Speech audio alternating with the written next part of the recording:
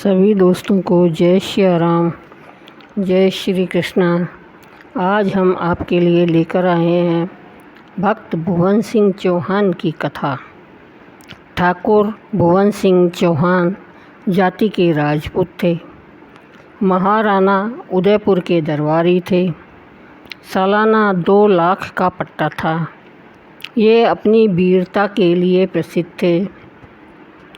उदयपुर के सामंतों में इनकी बड़ी धाक थी। इतना होने पर भी ये परम वैष्णव श्री कृष्ण की भक्ति से इनका हृदय भरा था। प्रातःकाल सूर्योदय से बहुत पहले सैयद त्याग कर शौच स्नान आदि से निवृत्त हो ये भगवत भजन में लग जाते और दिन के 11 बजे तक अनन्य चित्त से भगवत सेवा में संलग्न रहते। दोपहर को दरबार में जाते, रात को फिर भगवत भजन के लिए बैठ जाते। भुवन सिंह जी भजन आनंदी तो थे ही, आपके आचरण भी बड़े ही पवित्र थे। सत्य, दया, प्रेम, उदारता आदि सद्गुण इनमें भरे थे। राजाओं में शिकार का व्यसन होता है। यह राजधर्म न होने पर भी कई राजा इसे राजधर्म मान बैठते हैं और गरीब पशु पक्षियों की बड़ी नृशंसता के साथ हत्या करके अपने आप को गौरवान्वित समझते हैं। महाराणा को भी शिकार का व्यसन था। एक दिन अपने सब सामंतों को साथ लेकर महाराणा शिकार को निकले। बहुत से पशुओं का शिकार किया गया। महाराणा ने एक बहुत सुंदर हिरनी को दौड़ते देखा। शिकारी का मन अंततः शिकार के समय दया शून्य हो जाता है। राणा ने उसे मारने के लिए घोड़ा पीछे दौड़ाया, परंतु वह भागकर कहीं छिप गई। चौहान भुवन सिंह महाराणा के साथ थे। महाराणा को थके देखकर और इनका इशारा पाकर भुवन सिंह उस हिरनी की खोज में चले। कुछ दूर जाकर देखा हिरनी दौड़ते दौड़ते थककर एक पेड़ की आड़ में छिपी खड़ी है। डर के मारे उसका बदन कांप रहा है। जीवन से निराश सी होकर वह बड़े ही करुणापूर्ण नेत्रों से मानो जीवन भिक्षा मांग रही है। परंतु भुवन सिंह को उसकी इस स्थिति को समझने के लिए अवकाश कहाँ था। वे तो उस समय शिकार के नशे में पागल थे। तत्काल ही उन्होंने अपनी विषैली तलवार निकाली और लपक कर चट देनी हिरनी के 2 टुकड़े कर डाले। मृगी कटकर गिर पड़ी, साथ ही उसके पेट का बच्चा भी कट गया।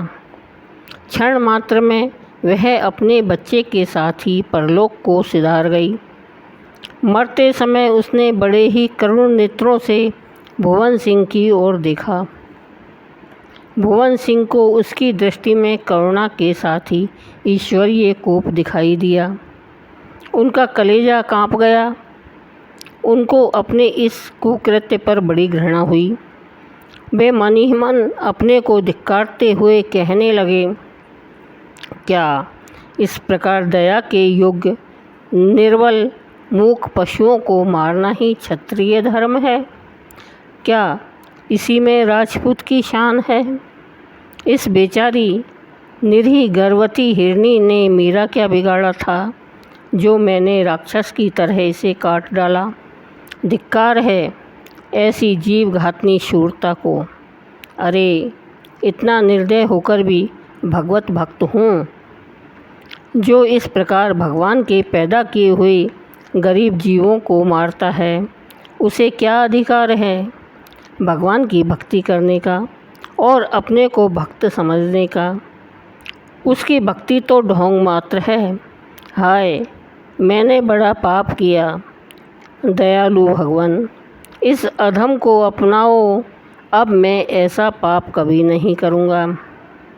इस प्रकार आत्मग्लानि युक्त प्रार्थना करते करते भुवन सिंह ने मन ही मन प्रण कर लिया कि आज से मैं लोहे की तलवार ही नहीं रखूँगा, काठ की तलवार रखूँगा जिससे किसी भी जीव की हत्या नहीं हो सकेगी। शिकार से सब लोग लौट आए। भुवन सिंह ने अपने निश्चय के अनुसार काठ की तलवार बना ली। किसी सूत्र से इस बात का एक सामंत को पता लग गया। वह भुवन सिंह जी की ख्याति और प्रतिष्ठा से जलता था। उसने इसको अपनी जलन बुझाने का बड़ा सुंदर साधन समझा और मौका देखकर महाराणा से कह दिया। महाराणा को भुवन सिंह की वीरता का बड़ा विश्वास था। उन्होंने सामंत की बात नहीं मानी। सामंत को बड़ी निराशा हुई। उसने एक दिन छिपकर भुवन सिंह की तलवार म्यान से निकाल कर देखी। तलवार काठ की ही थी। अब तो उसको अपनी बात का पक्का निश्चय हो गया।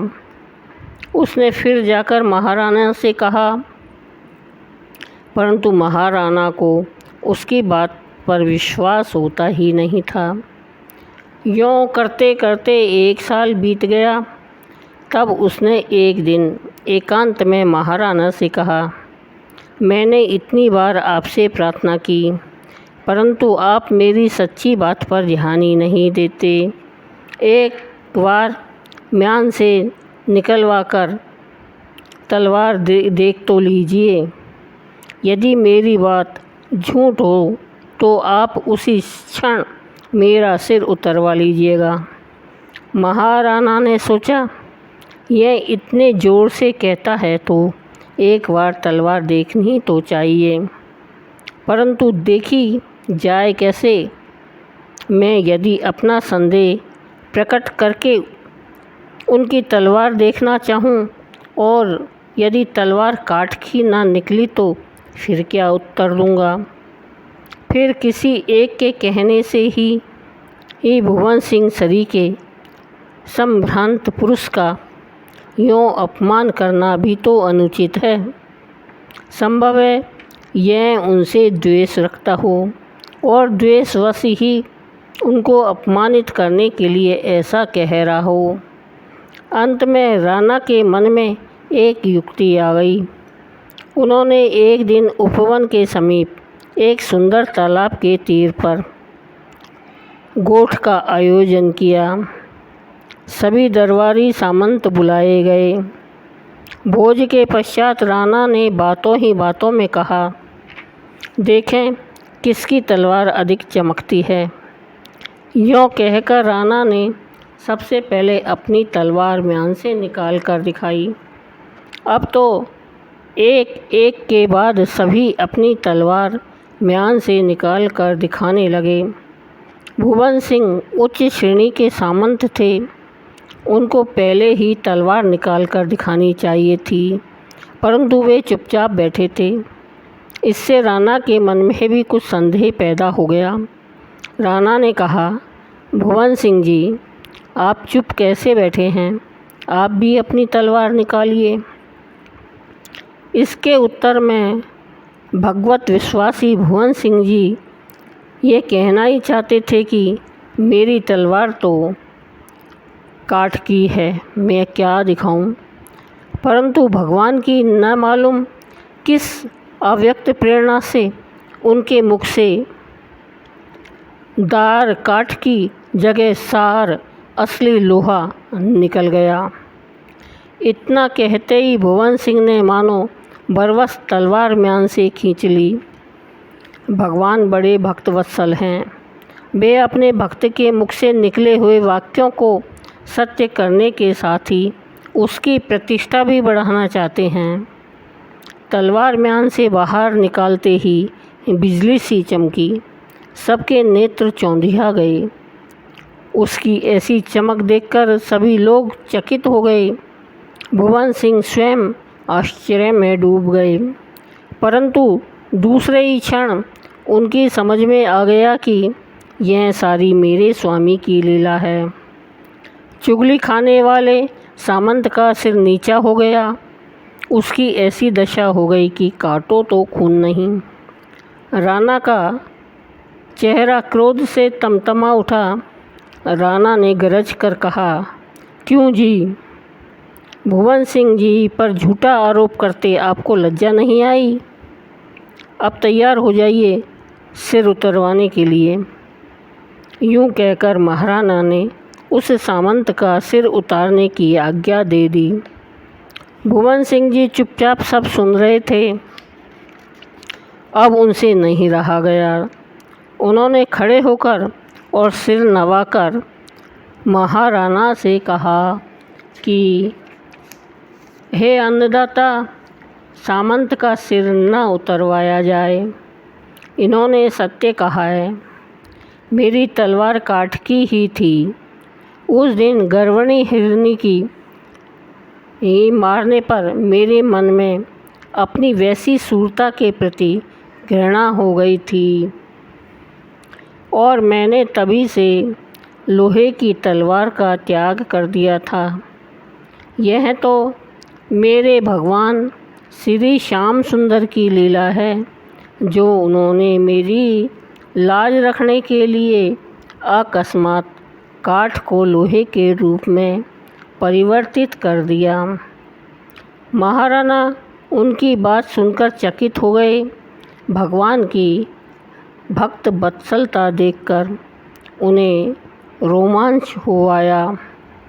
राणा ने सामंत को छोड़ने की आज्ञा देकर कहा, भुवन सिंह जी, आज मैं आप सरी के भक्त के दर्शन करके कृतज्ञ हो गया।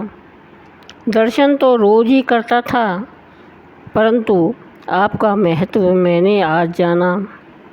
अब आपको मेरे दरबार में नहीं आना पड़ेगा। अब तो आप उन महान राजेश्वर के दरबार में हाजिरी दीजिए।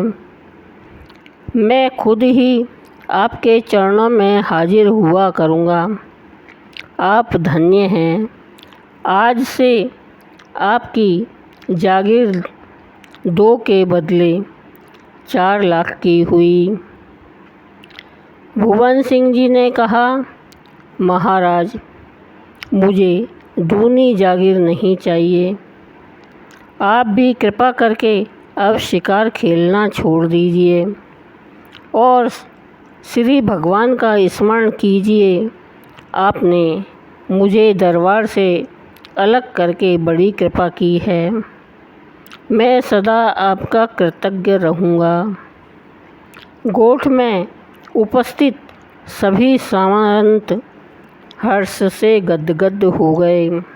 सबने एक स्वर से भगवान और भक्त का जय जयकार किया। बोलो भक्त और उनके भगवान की जय।